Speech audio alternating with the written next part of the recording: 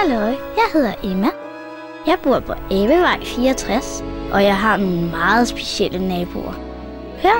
Der er nogen med top, og nogen med hop, og nogen som ligner en lille prop. Abevej, Abevej, Abevej 64. En elsker kun sol, en holder af sne, men aber får altid en til at lide. Abevej, Abevej, Abevej 64. Nogen er kække, nogen er frække, alle noget for sig, ikke en er helt almindelig.